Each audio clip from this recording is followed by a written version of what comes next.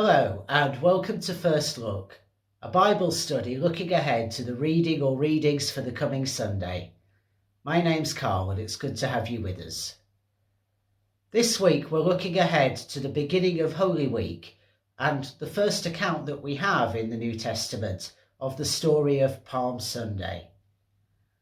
Before we begin delving into this deeply symbolic and powerful story, if you've not done so already, you might like to download the sheet that accompanies this study. If you're watching on YouTube, you'll find the link just below the video. On the sheet, you will find the text of the reading that we're looking at.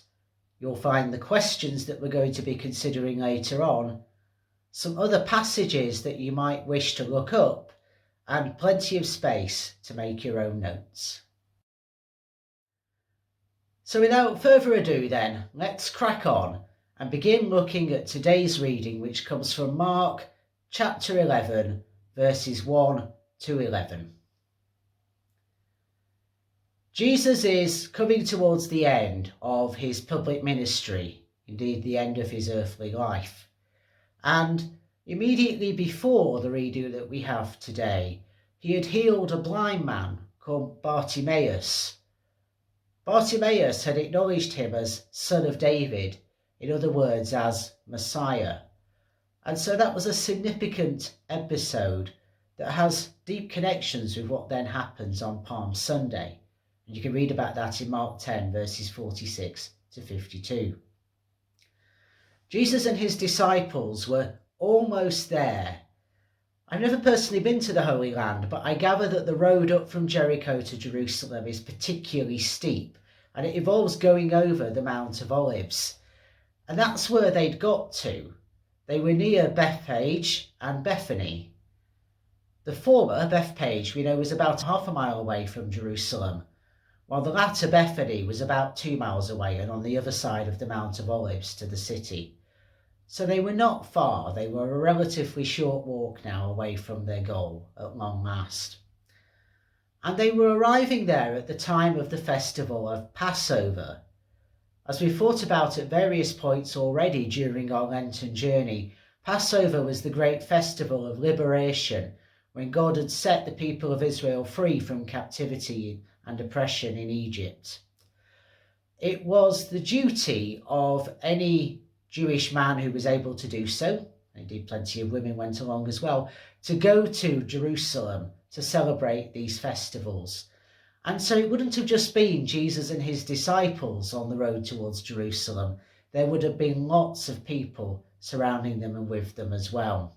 And there would have been, I suspect, a very joyous and lively atmosphere. People would have been looking forward to seeing friends and the music and the dancing and the prayer and the celebration. There was another entry into the city of Jerusalem around the same time, however. Pontius Pilate was the Roman governor of Judea, and he was someone who would always come to Jerusalem around this time, around the festival of Passover, to keep order. And you could understand why. You have a festival that's about liberation from oppression, and you're the appointed representative of an occupying empire. They didn't want trouble, and so they would come with a huge show of force on their war horses with hundreds, maybe thousands of soldiers, and literally, I think, trying to put the fear of God into people, as they did believe indeed that the Emperor Caesar was a living deity. What we see in today's reading is a real contrast with that display of muscle and power and imperial might of Pontius Pilate as Jesus enters into Jerusalem in, yes, a deeply symbolic, but a rather more humble fashion. So, who do we have in this story? Well, obviously we have Jesus coming towards the end of his public ministry, as I say. And in Mark's Gospel, this is the first visit to Jerusalem of his that we hear about. That's not the case, if you recall from recent weeks, in John's Gospel.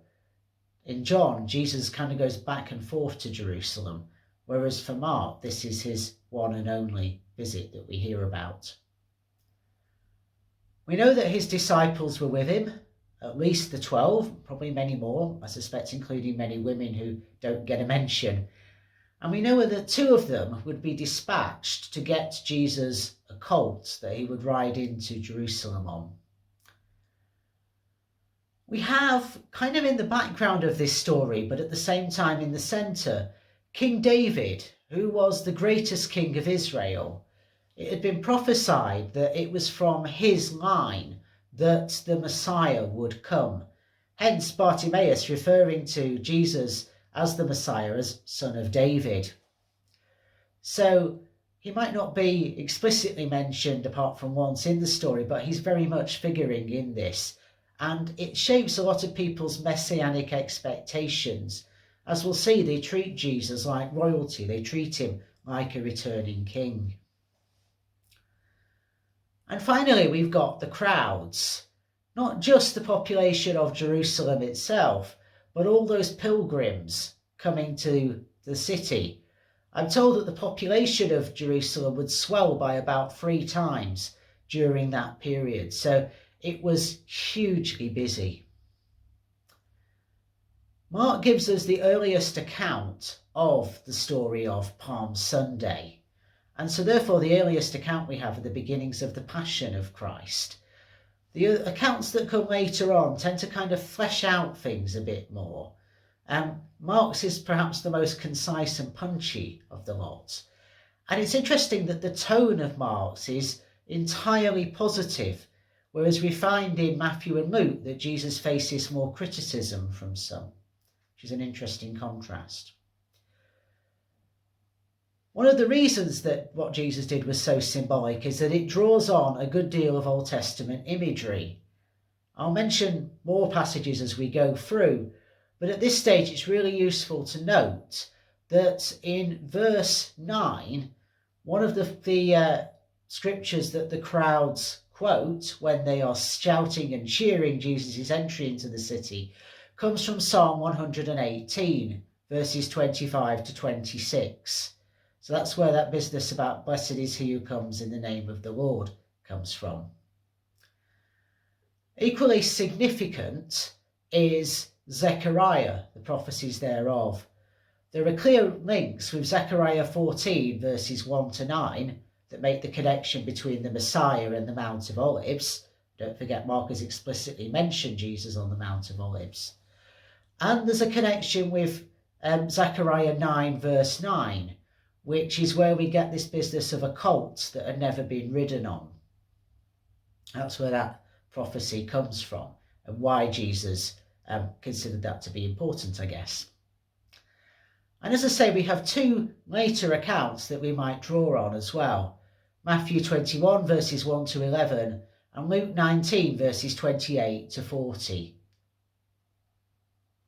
So in this account, Tom Wright very helpfully notes in his commentary that the climb up to Jerusalem was in many ways the climb of God's kingdom, as the Passover hope of freedom and liberation was finally coming to fruition in the person of Jesus, though, as we'll find out as we journey through Holy Week, not necessarily in the way that some hoped. We don't know if Jesus had prearranged to borrow a colt from a friend, or whether it was a spontaneous decision to do that, but the symbolism was clear. It links back, as I say, to that passage from Zechariah chapter 9, verse 9, and it was important that that colt had never been ridden on before, because the king's steed should never have been ridden before he got on it. All of that shows us, that Jesus had a profound grasp of how to invoke really powerful messianic symbolism, but also that he was fully in control of the events that unfolded. The 2 disciples who were dispatched, being able to procure that donkey or colt in the name of the Lord, as we find out in verses 3 to 6, reflects what I gather is called the principle of angria. And that means that a dignitary, an important person, was able to borrow something for a period of time. They were implicitly trusted as someone who would return what they had taken a loan of. The disciples were told put their cloaks on the donkey to make a kind of makeshift saddle for Jesus to sit on. And they would have been not unlike the outer garments cast off by Bartimaeus in the story that we have immediately preceding this in chapter 10. And it provides another link between those two stories. What has been cast off now becomes Jesus's seat, if you will. And it points to a declaration of his messiahship, which is there for Bartimaeus and there in the symbolism of Palm Sunday. We're told that the response of the people to Jesus was the spreading of their cloaks on the ground and the waving of palm branches. We hear about this in verses 8 to 9. These were things that were traditionally done to welcome a new king. So again, we've got that Jesus being acknowledged as being in the line of David, being the Messiah. And it was quite similar to what people would do when they celebrated the Feast of Tabernacles, or the Festival of Booths, to use its other name. And it makes a connection again with Zechariah 9 verse 9, despite the fact that Mark doesn't sort of explicitly spell it out, if you will. It's interesting that when we look at Matthew's account in 21 verse 5, and John's Gospel for that matter in chapter 12 verse 15 of that Gospel, they do make this connection much more explicit. But for Mark, it's kind of there in the background, and there if you know what you're looking for.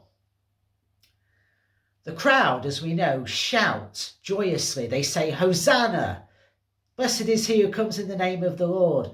Blessed is the one who comes in the line of David. Hosanna in the highest."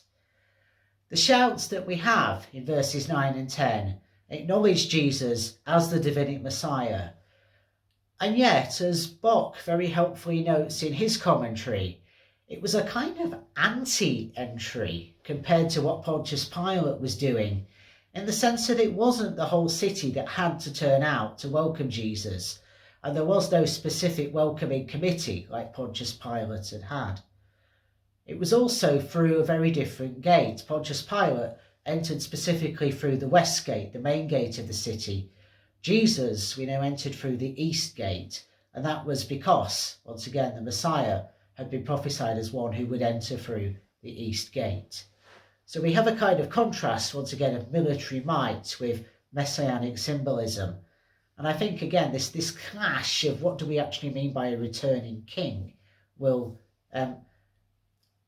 lead us in more deeply to the story of Holy Week, shall we say. And it's one of the main kind of bones of contention. I suspect one of the reasons why the people turned on Jesus. Pontius Pilate would have come with a desire to, as I say, subdue people, to impose order through might and fear and threat. Jesus wasn't doing that. It seems to have been a genuinely joyous and celebratory event.